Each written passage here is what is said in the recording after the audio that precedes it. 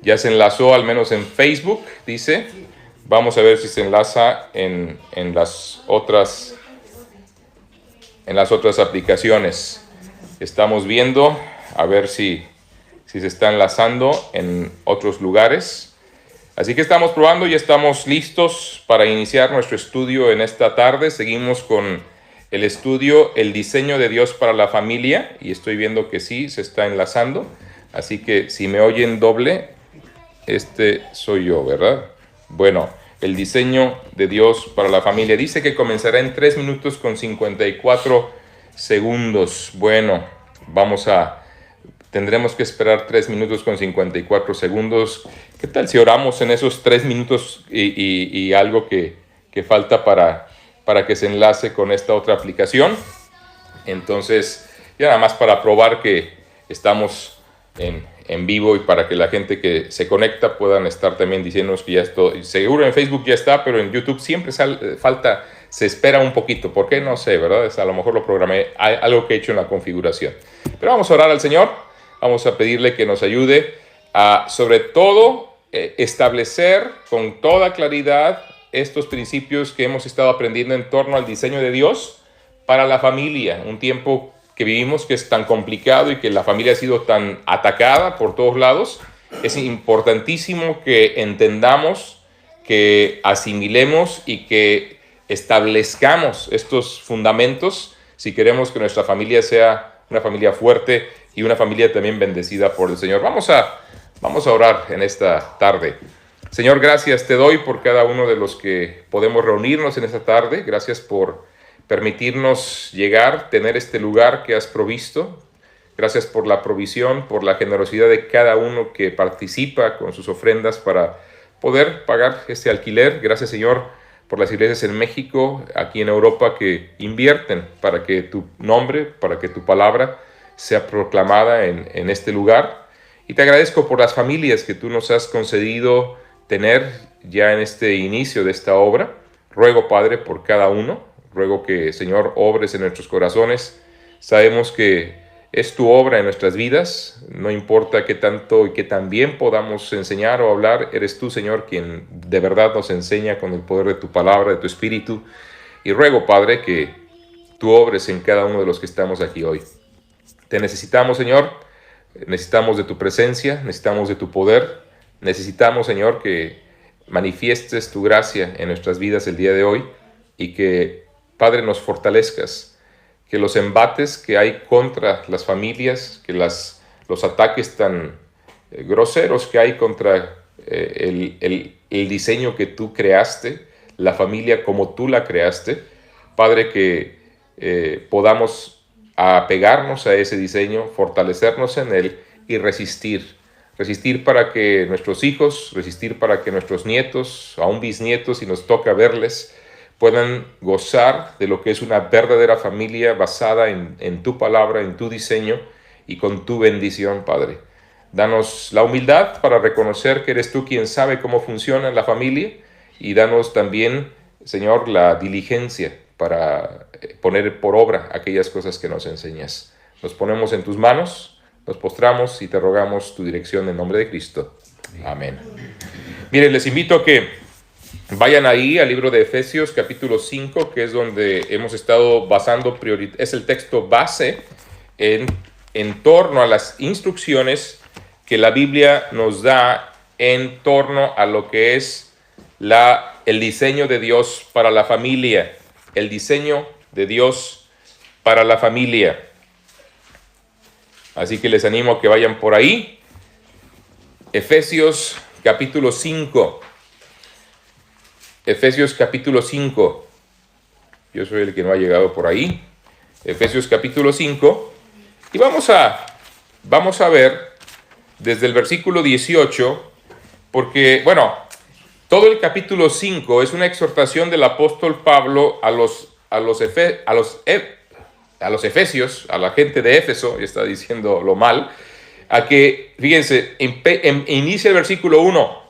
Sed pues imitadores de Dios como hijos amados. La vida cristiana se trata de ser y reflejar el carácter mismo de Dios, el carácter mismo de Cristo. Por eso nos llamamos cristianos, los que somos discípulos de Cristo, los que creemos en Él, porque sencillamente buscamos reflejar quién es Él, vivir como Él quiere que vivamos, ser la clase de hijos que quiere que nosotros seamos. Por eso es que nosotros nos llamamos cristianos, y no tendría ningún sentido ser cristiano, llamarnos cristianos. Y es por eso cuando una persona dice que cree en Cristo pero no quiere seguirlo, ¿sabes qué? Te digo una cosa con todo respeto, no le crees, no crees en Él. No, sí creo que existió. Bueno, esa es otra cosa. Creerás en el Jesús histórico, pero no le confías a ese Jesús. Creerás en que existió y que hizo muchas cosas maravillosas, pero no le confías. Y cuando uno no busca imitar al Señor, cuando uno busca reflejar su carácter, cuando uno no busca de verdad vivir como Él quiere que vivamos, manifestamos realmente que no le creemos. Esa es la verdad, sea dicha. Eso es lo que tristemente vive la mayoría de la gente religiosa, que son de denominaciones cristianas, pero que siguen a Cristo de una manera tradicional, pero no de una convicción del corazón. Y a veces simple y sencillamente porque no quieren seguirlo, porque dicen es que seguirlo implica darle la espalda a estas cosas. Pero hablábamos el martes, ¿no? Es que no pienses en lo que dejas, piensa en lo que ganas. Date cuenta de lo que Dios te ofrece, date cuenta que es mucho más grande el saberse perdonado, el saberse redimido, el saber dónde vas a pasar la eternidad. Digo, yo eso no lo cambio por nada. Pero tristemente mucha gente sí lo cambia por otras tantas cosas. Por lo tanto, yo les animo a que veamos lo que el Señor nos dice, a que chequemos el corazón y veamos si estamos en la fe de verdad. No que digamos que creemos en Él de una manera, aceptemos el hecho de su existencia, pero no confiemos en la persona y en la obra de Cristo y en lo que Él nos enseña, porque tu vida está en riesgo si ese es tu caso. Pero avanzando un poquito y dándonos cuenta de lo que el Señor nos dice en su palabra, dice más adelante, empieza a hablar que le imitemos al Señor, andemos en amor como también Cristo nos amó, y ya empieza a hablarnos. Cristo nos amó y se entregó a sí mismo por nosotros, ofrenda y sacrificio a Dios en olor fragante. La vida cristiana es una vida de entrega. Y por eso dice, imitemos a Dios, andemos en amor, de la manera que Cristo nos amó y se sacrificó y se entregó por nosotros. Ya es el planteamiento. Pero es obvio que estas cosas son imposibles. Y luego empieza a hablar de evitar pecados groseros, fornicación, inmundicia, avaricia. Ahora, déjeme aclarar esto porque a veces la gente tiene la idea que la fornicación es el mismo acto sexual o la relación íntima del hombre y la mujer. No, la fornicación es la inmoralidad sexual, relaciones sexuales fuera del matrimonio. El sexo es algo, la actividad sexual es algo bendecido por Dios dentro del marco del matrimonio. Fuera de él es fornicación, fuera de él estamos fuera de su plan. No hay el compromiso, no hay el cuidado, no hay lo que él reconoce como una familia. Hay fornicación en esas circunstancias. Por eso son de las cosas que, fíjense cómo Pablo empieza a atacar las tendencias ya desde aquel tiempo y que a lo largo de toda la historia han existido. Fornicación, inmundicia, avaricia, ni aún se nombre entre vosotros como conviene a santos, ni palabras deshonestas. Va algo más ligero pero común. Ni palabras deshonestas, ligero porque tristemente lo toleramos demasiado. Esa es la realidad. Palabras deshonestas, ni necedades, ni truanerías que no convienen, sino antes bien acciones de gracias. Porque sabéis esto, que ningún fornicario o inmundo o avaro que es idólatra tiene herencia en el reino de Cristo y de Dios. Nadie os engañe con palabras vanas, porque por estas cosas viene la ira de Dios sobre los hijos de desobediencia. No seáis pues partícipes con ellos, porque en otro tiempo erais. Siempre hay la oportunidad de un cambio. Mientras hay vida y esperanza, es lo que me gusta de este pasaje, ¿no? Porque el Señor dice, esto erais, pero en Cristo ya no. En Cristo ya no eres aquello. En Cristo ya eres una nueva criatura, como dice 2 Corintios 5:17. Erais tinieblas, mas ahora sois luz en el Señor. Andad, pues, como hijos de luz. Y luego nos pone ahí algo entre paréntesis. Si eres cristiano, el Espíritu de Dios está en tu vida y es lo que debe de existir, porque el fruto del Espíritu es en toda bondad, justicia y verdad. Ahora, pero todo eso otra vez es imposible a vivirse. El ser humano no es capaz de vivir de esta manera. El ser humano no puede vivir esa vida de imitación al Señor, de seguir al Señor. No podemos en nuestras propias fuerzas, ni los que nos decimos cristianos, o aunque lo seamos verdaderamente.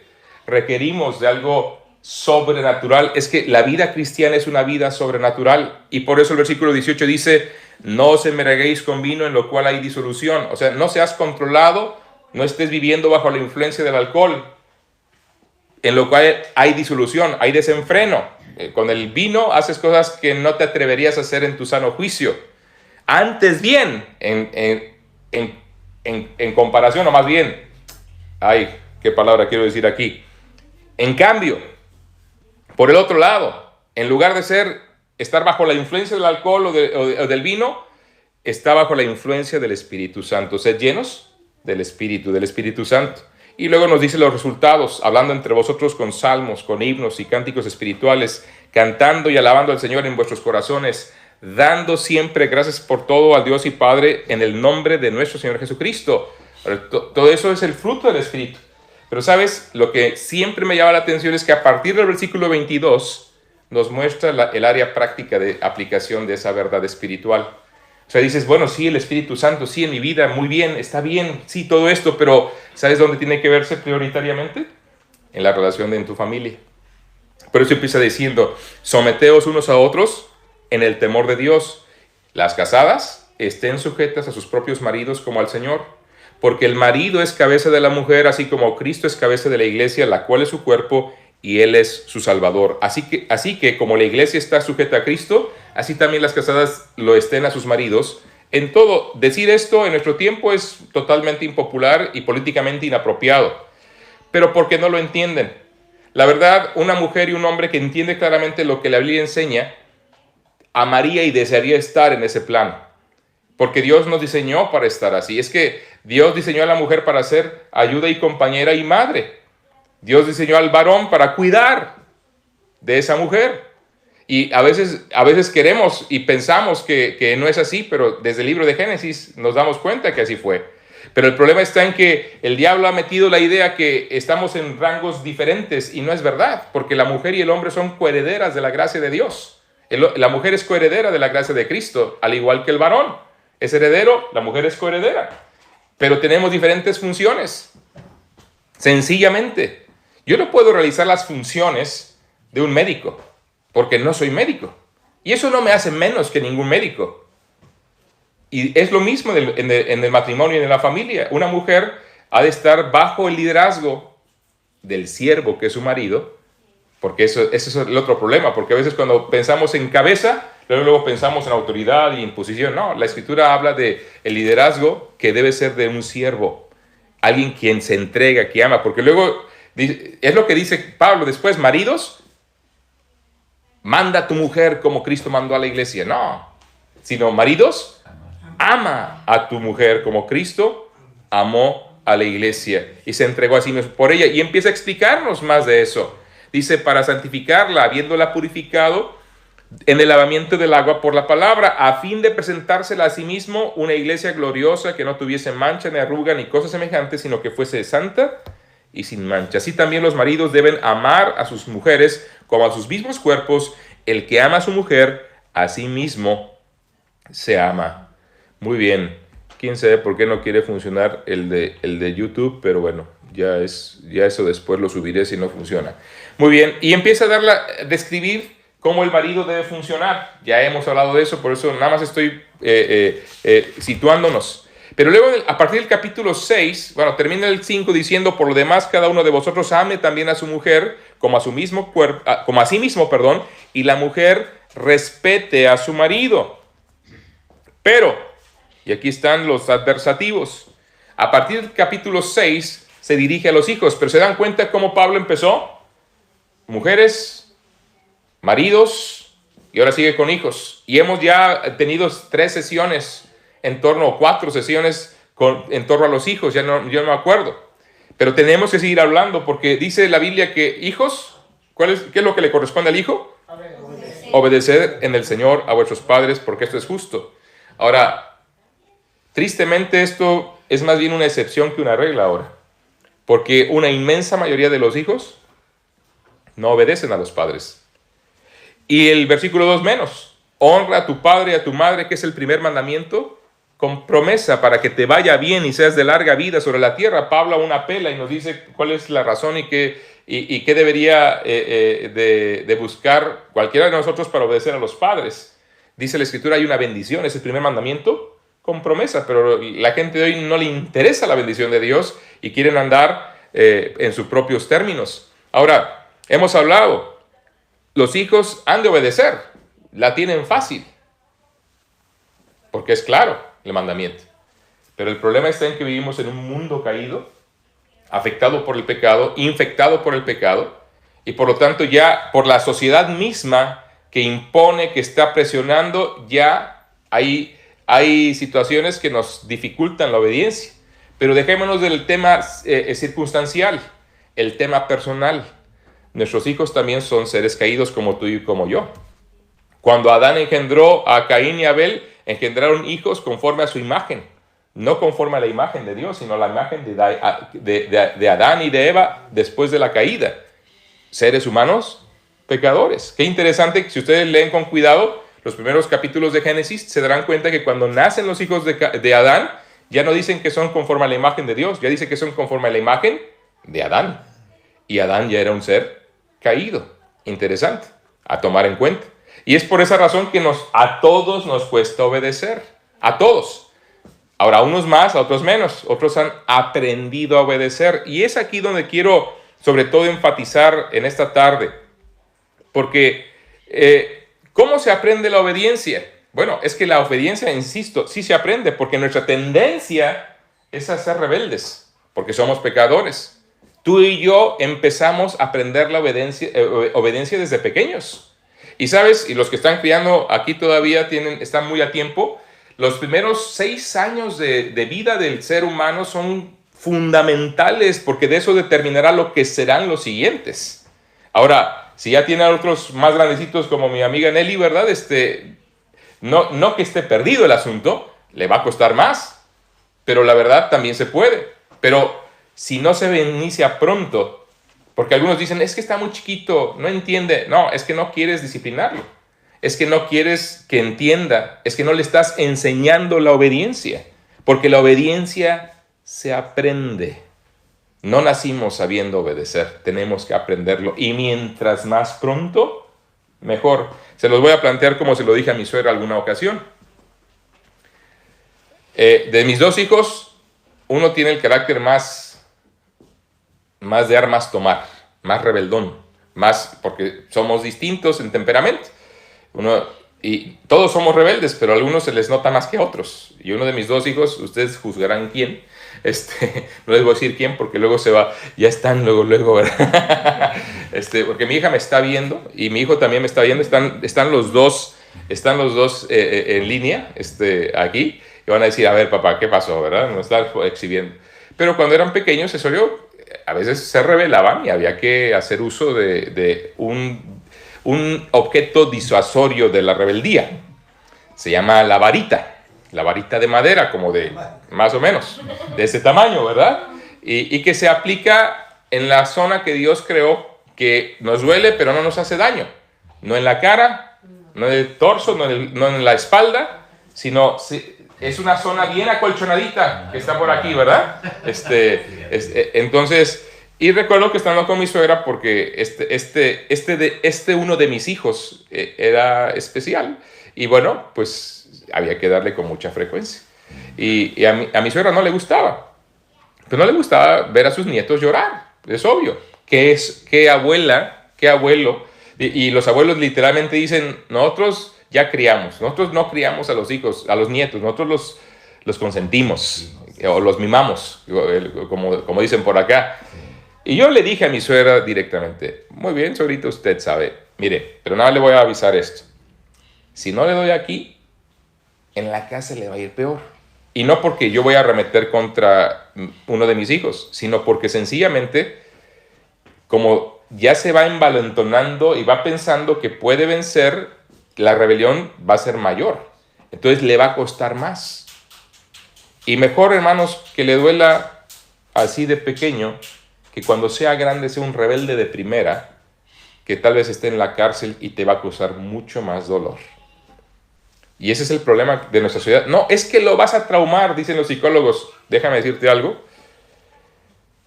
La psicología tiene 3 ramas y las 3 no se ponen de acuerdo porque es algo totalmente subjetivo. Tú vas con un psicólogo, te dice una cosa, vas con otro, te dice otra cosa, vas con otro, te dice otra cosa, y todos intentando ejercer y hacer que tu ego crezca. Dios, que nos conoce, dice, tu ego no es lo que tiene que crecer. Al contrario, es necesario que Cristo crezca y que tú mengues. No es tu ego, es al revés. Es que seas humilde, es que te dejes guiar. Y es lo que nuestros hijos tienen que aprender. Y a veces para doblegar esa voluntariosidad, hay que doblegarla.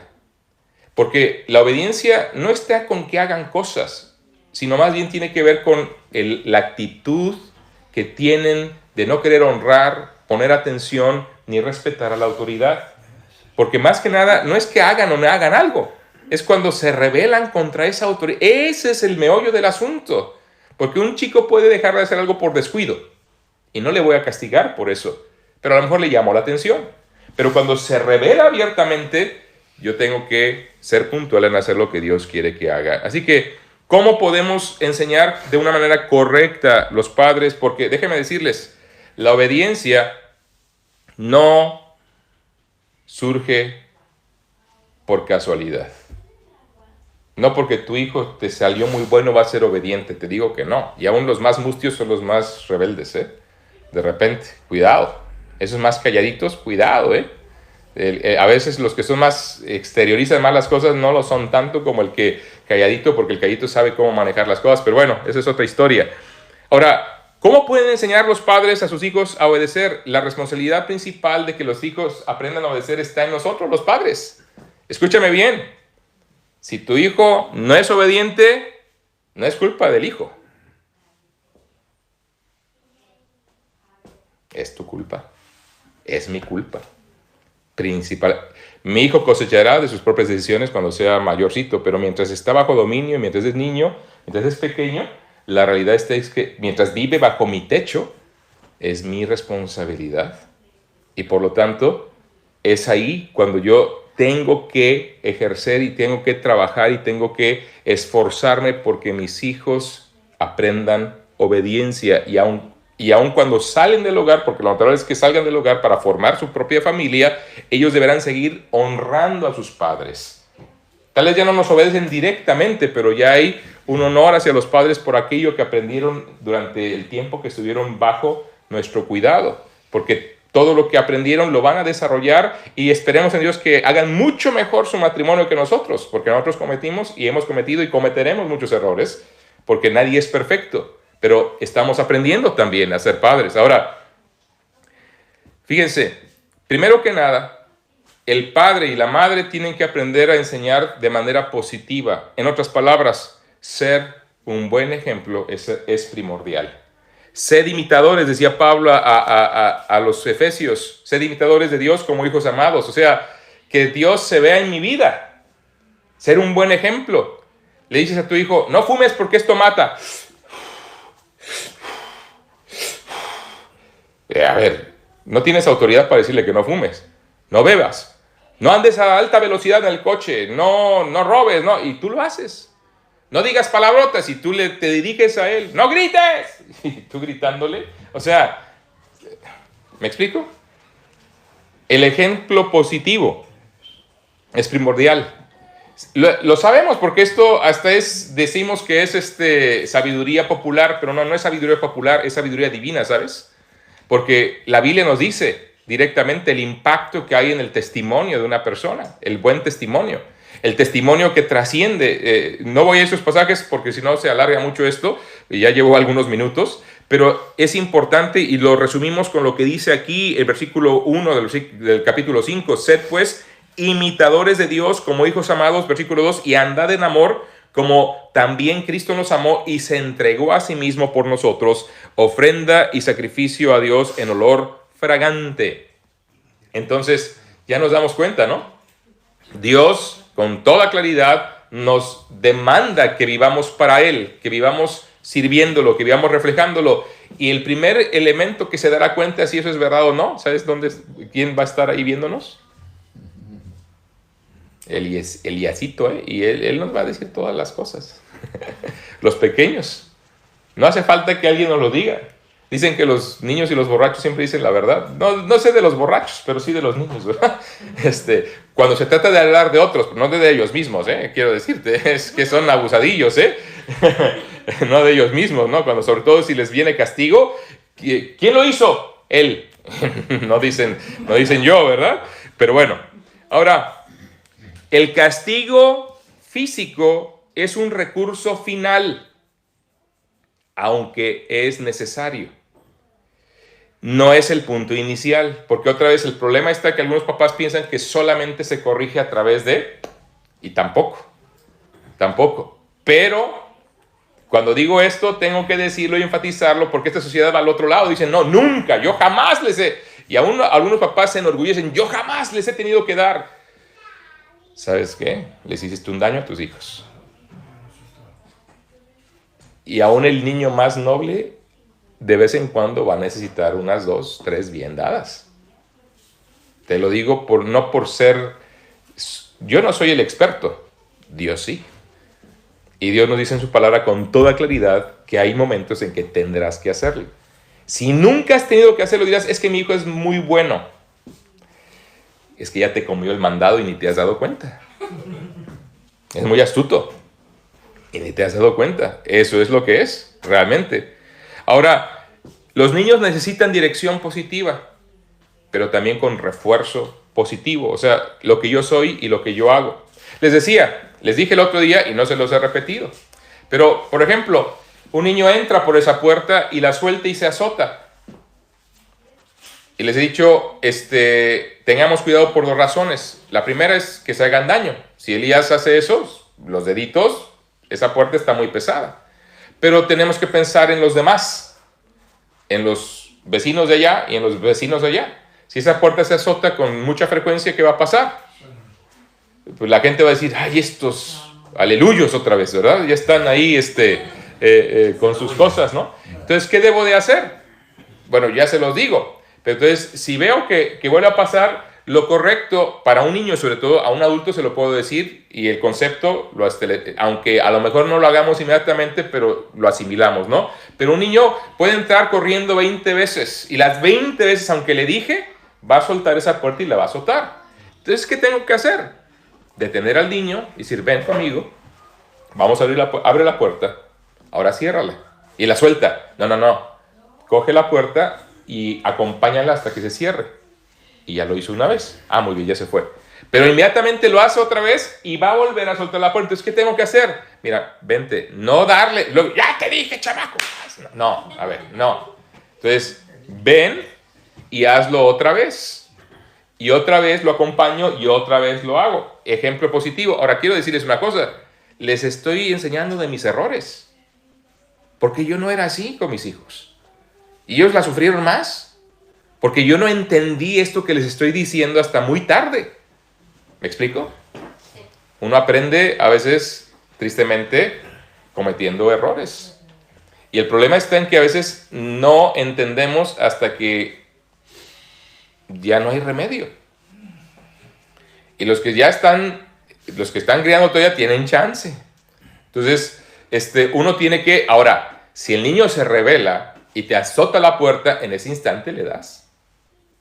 Y le dices, hijo, eso está mal, eso que acabas de hacer, estás desafiándome y yo te estoy diciendo que hagas esto, hay razones, pero ya aquí estoy viendo que no quieres obedecerme ni hacerme caso y no me respetas y tienes que aprender a respetarme y entonces le doy las que haya determinado, ¿verdad? Y que si sigue un acto de rebelión hasta quebrantar su voluntad, hasta que él reconozca que hizo mal. Ahora, no voy a coger un bate y pegarle, ¿no? Por eso una tablita, o sea, no van a pensar... Una ramita. Sí, una varita de nardo bien o de guayaba, ¿no? Que son flexibles y duelen, que no, bueno, no, no les digo, pero el detalle es que a ver, nos duele.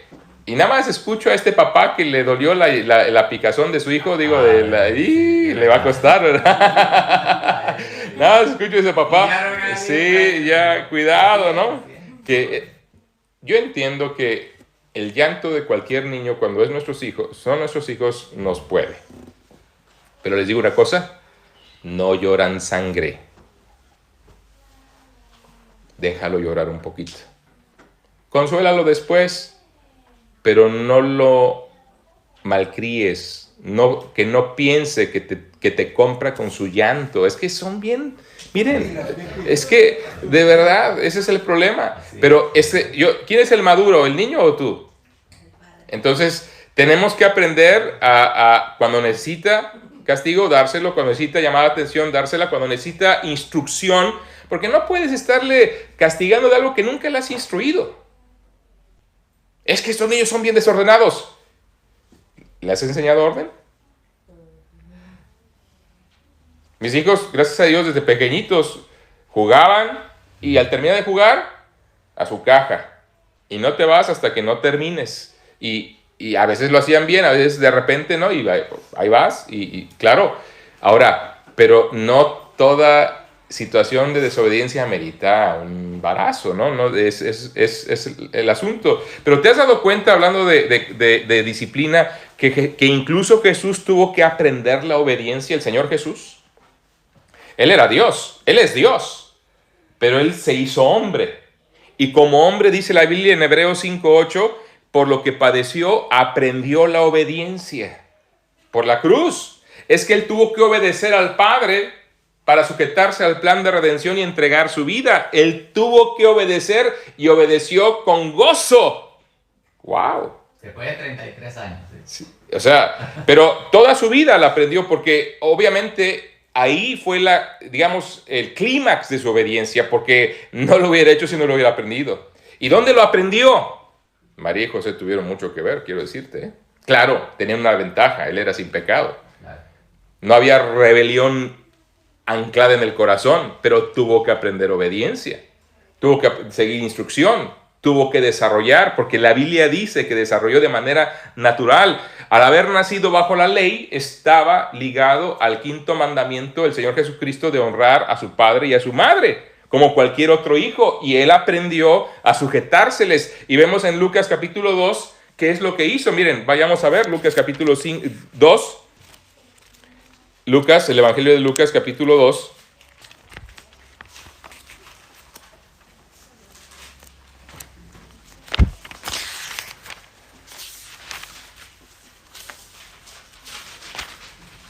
Capítulo 2, versículo 51. Ahora, él se había quedado en el templo, en la fiesta de Jerusalén, cuando tenía 12 años. Cuando dicen acá que entran a la edad del pavo, ¿no? Que entran a la edad ya de la rebelión, y cuando tenía ya 12 años, se quedó con él, y ya los padres ya iban de camino y creían que se tuvieron que regresar a buscarlo.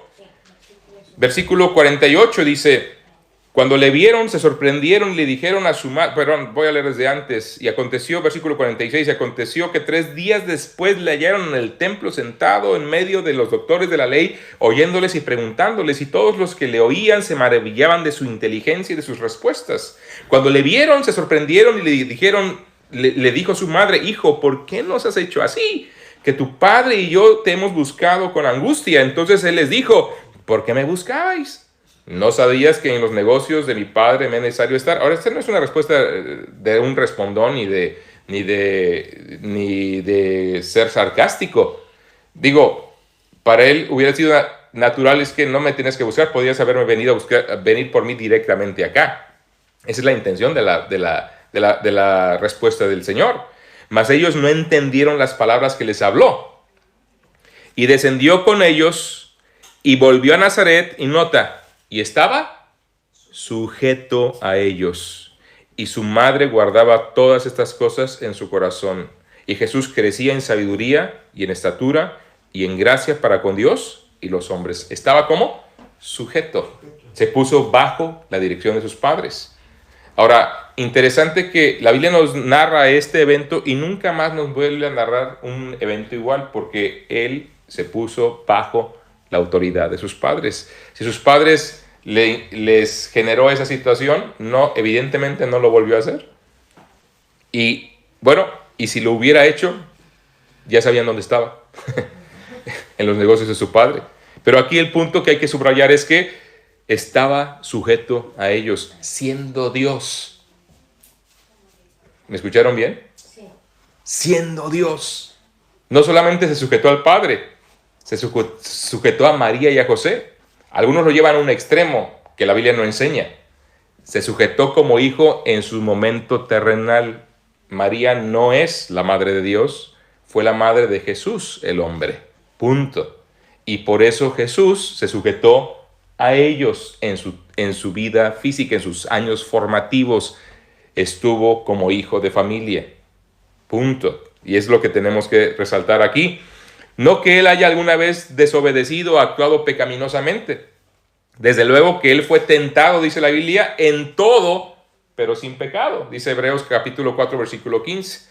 Él se mantuvo santo, inocente, sin mancha, separado de los pecadores, aún durante toda su vida terrenal. Pero recuerda que cuando Jesús tomó forma humana, no fue solo en apariencia. Él fue un hombre de verdad. Él tenía todas las limitaciones y fragilidades de la humanidad, excepto las pecaminosas, sin pecado. Experimentó hambre y sed, lo vemos en Mateo 4, cuando vino la tentación. Se cansó. Lo vemos ahí que se siente en el pozo de Jacob cuando viene la mujer samaritana. Y como hijo aprendió cosas, incluyendo la obediencia.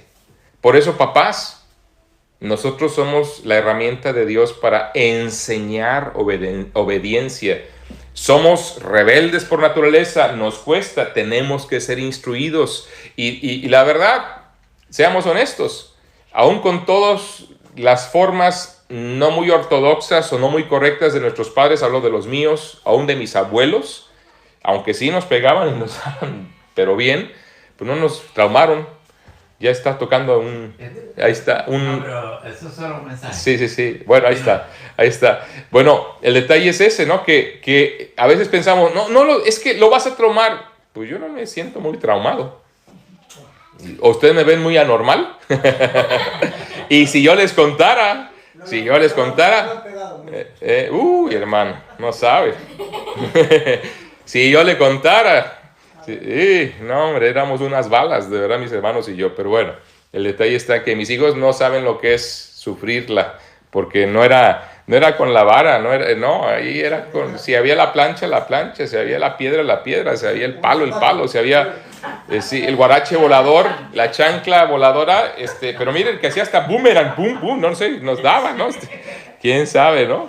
Teníamos una puntería. Hermano, no, hombre, mi abuela, mi abuelo, mi madre, mi padre, bueno, ¿para qué les digo? Ya. Sí, no, es que hay momentos que todavía quedaron grabados en mi mente, pero no estoy traumado, ¿eh? Ahora, el detalle es que el Señor aprendió bien las lecciones, pero sus padres terrenales fueron los que le enseñaron. Ahora, en realidad, la manera en la que Jesús aprendió y creció es la misma forma en la que todo niño aprende y todo niño crece. Y claro, debido a que él no tenía pecado, pues no requirió de castigo, pero no hay duda que él aprendió a través de instrucción positiva y reforzada, ejemplo de sus padres. María, humilde. He aquí la sierva del Señor, hágase conforme a tu voluntad. ¿Se acuerdan cuando le dijo el ángel? Y ¿sabes que eso podía haberle costado la vida? Porque la pudieron haber tratado de fornicaria y le hubieran podido apedrear. Y dijo, no, vamos a hacer lo que Dios dice, y se sujetó al dicho del ángel. José, como era justo, y él se enteró de que estaba embarazada antes de casarse, él pudo haber pedido que la mataran, el primero. Pero como era justo, quiso dejarla en secreto, dice la Biblia. Y por eso el ángel viene y le dice, a ver, José, no tengas temor en recibir a tu mujer. Ella no te ha faltado. Este es el asunto. Y le explica. Qué tremendo, ¿no?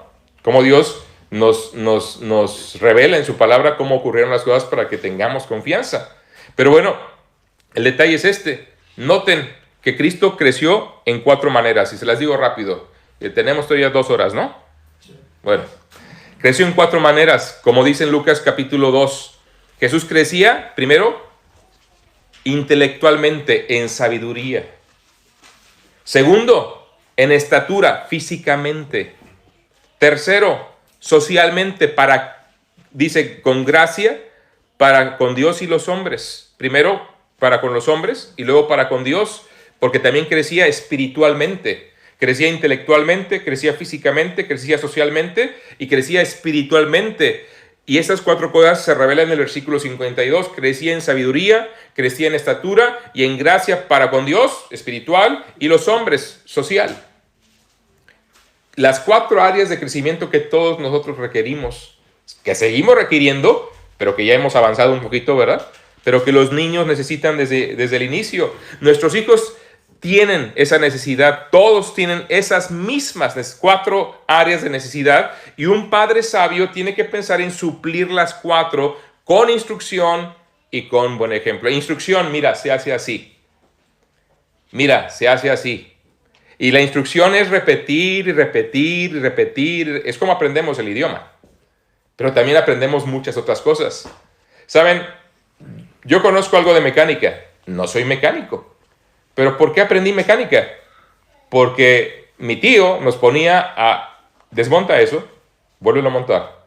Desmóntalo, desármalo, velo. Ahora vuélvelo a montar. Y lo hacíamos muchas veces, obviamente al principio requeríamos, uy, se me olvidó dónde, ya nos decía él dónde va. Pero ya después de tantas veces que lo hicimos, pues ya lo hacíamos.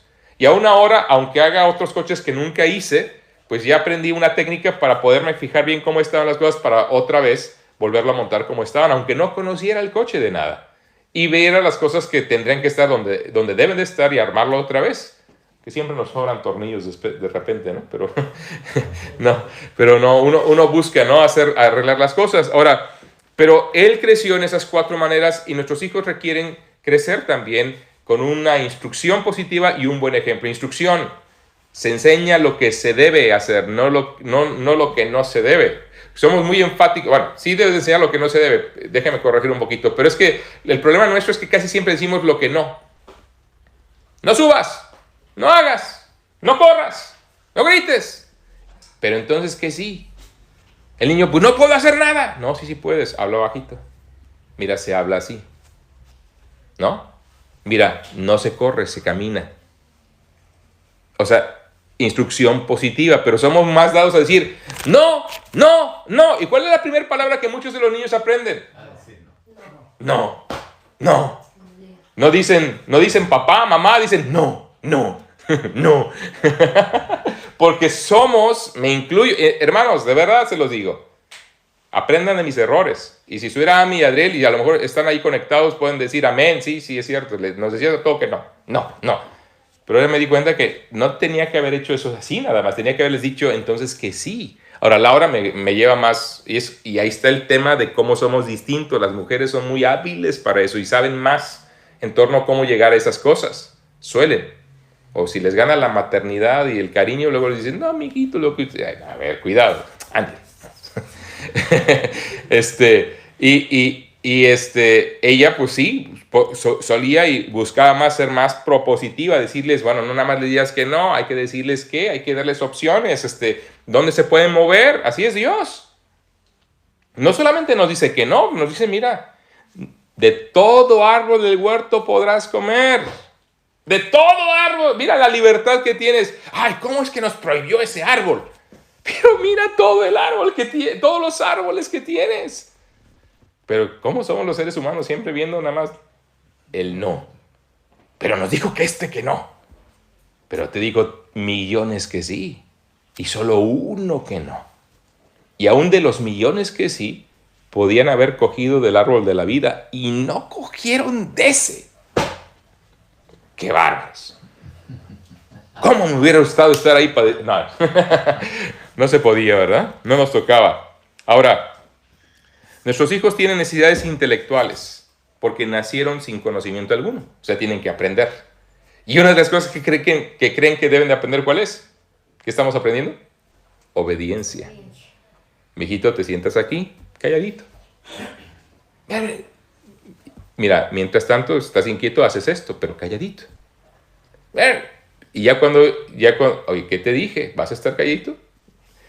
¿Sabes? Una de las cosas, Adriel, a la edad de Elías, también era una bala, pero podía estar sentado escuchando una enseñanza mía de 1 hora y media sin problema. Claro, de repente se incomodaba, se ponía a pintar, se ponía a comer unas galletas. Es un niño, yo entiendo, pero podía estar calladito sin hacer ruido. Terminaba y ahora sí, vámonos, agárrenlo porque ahí está la bala, ¿no?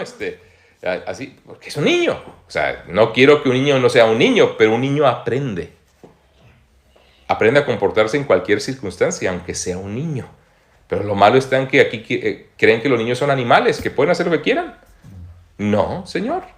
Los veo y no, déjalo. Es que es niño. Y los ves en el kinder, en el preescolar, y los ves como dices, es que se van a hacer daño inclusive. Y yo luego pasaba por uno de estos preescolares, ¿cómo los llaman acá? Sí, las escuelas para pequeños, ¿no? No bebés. No guardería, sino el pre de primaria, el pre de colegio, no sé cómo se llama aquí. Es que como el infantil, ese. Y veías cómo se estaban dando y mordiendo y haciendo y tornando. Y digo, a ver, o sea, yo por fuera y ellos yo tenía que decir, niño, no hagas eso porque vete a jugar otra cosa porque le está... Digo, son niños, sí, pero los adultos tienen que estar vigilando, ¿no? Esas cosas, ¿no? No va a decir qué instituto o qué infantil, ¿verdad? Porque los van a denunciar a los encargados de esto. Pero un niño tiene que aprender, tiene necesidades intelectuales y algo de lo bueno o de lo que es bueno para ellos, tiene que aprender lo que es bueno para ellos y tiene que aprender lo que no es bueno. O sea, sí hay un no, pero también debe haber mucho que sí. Entonces tengo que aprender a instruir y los padres requieren enseñarles los principios de sabiduría. Me acuerdo mucho de mi esposa que le decía a Adriel, ¿quieres ser necio o quieres ser sabio? Ya cuando estaba más grandecito, ¿no? Pero sigue siendo niño. No, quiero ser sabio. O prudente, no me acuerdo. Manejando lo que dice el libro de Proverbios. Desde luego. Y la obediencia es el primer paso hacia la sabiduría. Si no aprenden a obedecer, va a ser difícil que desarrollen en sus vidas. Prestar atención. Porque la obediencia no es nada más decir hago, sino es prestar atención, respetar y hacer porque debo de hacerlo, porque quiero hacerlo, no porque me obligan a hacerlo, este viejo no sé qué, no sé cuál, y tengo que hacerlo. Tienen necesidades físicas. Los niños, en segundo lugar, dice la Escritura, Cristo crecía en sabiduría, necesidades intelectuales, en estatura, necesidades físicas, y mientras más jóvenes, mayores son esas necesidades físicas. Buena alimentación. Miren, no estoy seguro, más bien no vayas a pensar que te estoy echando a ti tierra, no estoy seguro, no sé de esto, para que no vayas a pensar que estoy enfocándome en ti o en Elías, digo, y siendo pocos aquí, pues a veces uno... Ahora, no son... Cuando sientan que uno les está hablando algo, pensando que me está diciendo a mí, digan, sí me lo está diciendo, sí, porque sí se lo estoy diciendo a usted, pero no por el tema de lanzarles una piedra porque yo sé que no, es que si te está tocando es porque Dios te está diciendo algo. ¿Me explico? Yo no tengo la costumbre de lanzar piedras. O sea, ¿sí me explico? O sea, que yo sé que José hizo algo y se lo voy a decir desde acá. Eso no está bien. Para decírselo tengo que acercarme a él y en privado decírselo, si él hizo algo mal. Quiero aclarar esto antes de decir lo que voy a decir a continuación. Porque es un problema general. Estuvimos en algún lugar, estuvimos en otro, ya ven que hemos estado predicando que en Irlanda, que aquí, que en Bélgica, que acá y acá, y en una casa que nos invitaron a comer, un jovencito. ¿Qué problema para que comiera una rebanada de tomate? Y algo de verde, algo de lechuga, porque el niño no come nada de lechuga, nada de verde. ¿Sabes qué? Si eso hubiera pasado en mi casa, me quedaba sin dientes, para empezar. Y ya a ver, come, para empezar. Y para continuar, mi papá hubiera dicho, ¿no te gusta eso? Tráigale 1 kilo. Y hasta que no se lo termine, no se levanta de la mesa. Cosas así, digo. Y nosotros, los hijos tienen que entender que que deben de obedecer, y yo como padre tengo que reconocer que tienen necesidades físicas, y esas físicas implican buena alimentación, implican ejercicio. De todos los seres vivos, los humanos tienen la menor fortaleza y coordinación al nacer. Y ustedes saben, desde pequeños, se los he dicho antes, requerimos absoluto cuidado. Ni siquiera se pueden rodar un bebé recién nacido. Ya tienen que tener ciertos meses para poder hacerlo. Y mientras crecen, adquieren masa muscular y destreza, pero mientras tanto, el paraguas de autoridad de los padres es una parte necesaria de la protección que Dios ha establecido. No solamente para movilidad, sino también para alimentación. Y el niño va a aprender a comer desde muy pequeño de todo. O va a no querer comer más que lo que le gusta. ¿Y cuántos de ustedes comen solo lo que les gusta? Solo lo que te gusta. No comes absolutamente nada que no te gusta. Nunca.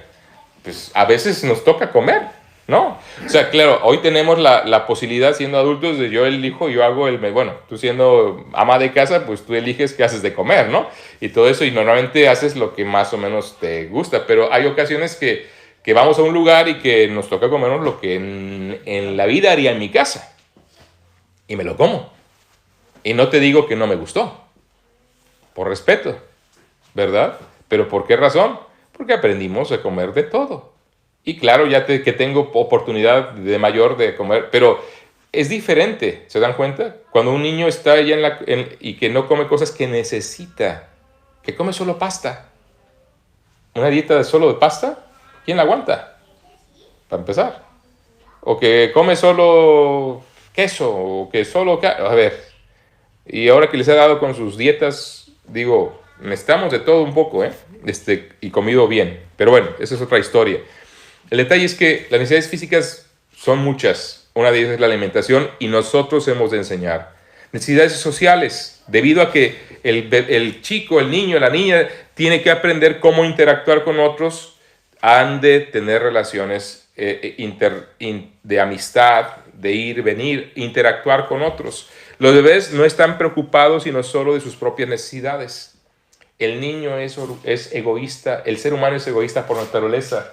No saben compartir la mayoría. Son raros los casos que ves un niño compartido y luego se les quita, Niños generosos, no hay muchos. Y de repente sí dan, pero de repente ya cuando son más grandecitos ya se les quita todo eso. Pero otra vez estamos viendo cómo el Señor creció en gracia para con los hombres.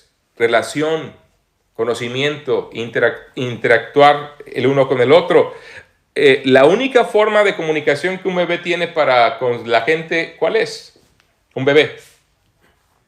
¿Cómo se comunica un bebé? Sonríe. Llora. Comunica llorando. Si tiene hambre, llora. Si le duele algo, llora. Si tiene frío, llora. Si necesita cambio de pañal, llora.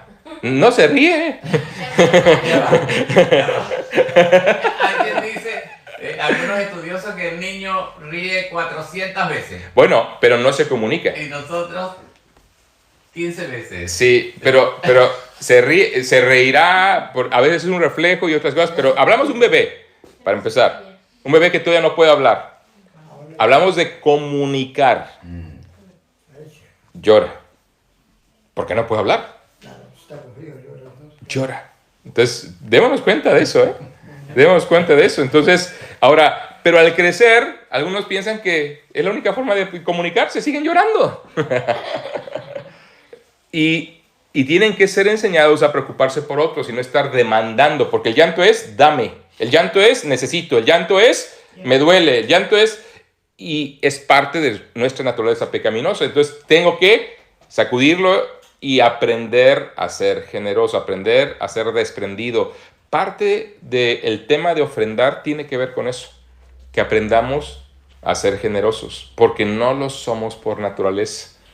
Es mío, me costó y es parte del dar también. Por eso también Dios nos pide, Él no necesita nada. Pero bueno, terminamos. Tienen que aprender a comunicarse racionalmente con los demás. Tienen que aprender cosas tales como compartir y cómo tener empatía para otros. Tienen que aprender a obedecer a sus padres, porque es el primer paso vital en aprender todas las capacidades sociales que necesitarán en la vida. Si no aprenden a obedecer, no van a aprender lo demás. Y por último, tienen necesidades sobre todo espirituales. Los padres requieren enseñar el evangelio de salvación a los niños desde muy temprana edad. No aprenderán a amar al Señor de manera natural. Nadie lo hace. No nos nace. Tenemos que aprenderlo. Requerimos ser instruidos acerca de Él, escuchar los principios de su palabra. Y para los hijos, la obediencia a los padres es el primer principio espiritual que tienen que entender y sujetarse a Él. Es lo primero que tienen que aprender en principio espiritual.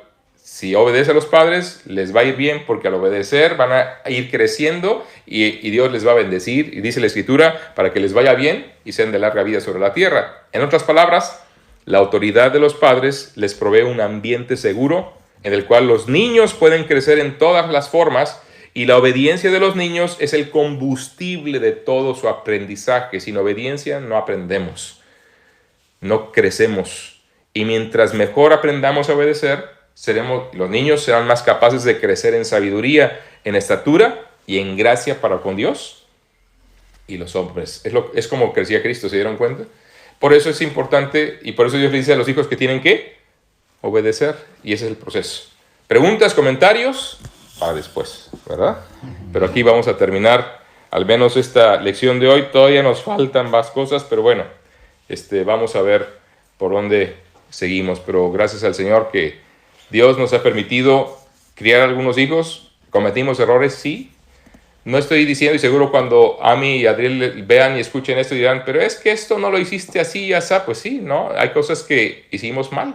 Ciertamente uno va aprendiendo y que claro está, corrige uno, vuelve a fallar, hay que corregir otra vez, vuelve a fallar. Nadie es perfecto, pero qué bueno es que podemos tener esos principios y tenemos algo a que tomar y dirigir nuestra vida, y no seguir intentando a ciegas o dejando que el niño crezca como un animalito sin dirección. No, el ser humano es un don precioso de Dios, los hijos son herencia de Dios y hay que administrar bien esa herencia. Cuando Dios los da, hay que usarla, hay que administrarla bien. Y si no, pues tenemos que reconocer que Dios nos puede dar muchos hijos espirituales también, cuando compartimos nuestra fe. Teníamos una misionera que fue mi maestra en el seminario, y ella, cuando llegó a México, quería casarse, tenía 18 años. Ella tiene ahora 94, me parece, 97, nunca se casó. Escribió un libro, luego se los comparto, más que una docena. Ella quería tener, no me acuerdo, dijo una cantidad como 12 hijos, creo, quería. Pero como nunca se casó, nunca tuvo hijos. Pero dice, no, Dios me ha dado más de una docena, porque tiene muchísimos hijos espirituales en todas partes de México y en otras partes del mundo, donde Dios la ha usado, instruyendo en la palabra, ayudando, compartiendo el evangelio sobre todo. Y bueno, pues ella se llama Luisa Webb, y sigue con vida ahí en Querétaro, México. Ahí está todavía en su casa, se inició una iglesia hace algunos años. Ya ella está con muchos problemas de salud, pero todavía tuvo la fuerza para abrir las puertas de su hogar y que en su hogar se iniciara reuniones para iniciar una iglesia ahí en México. Entonces, imagínense, ¿no? Y más que una docena, muchos más que una docena, ¿no? Entonces, pero bueno, que Dios nos ayude a seguir criando hijos biológicos o hijos espirituales como Dios quiere que los criemos. Vamos a orar y terminar así esta reunión. Señor, nos postramos delante de ti, Padre, agradecidos por tu palabra. Ayúdanos, Padre, a crecer en ti. Ayúdanos a ser obedientes a ti, para que nuestros hijos también les podamos enseñar la obediencia como tú la esperas. Te pedimos tu ayuda, porque sin ti nada somos y nada podemos. Te lo rogamos en Cristo. Amén.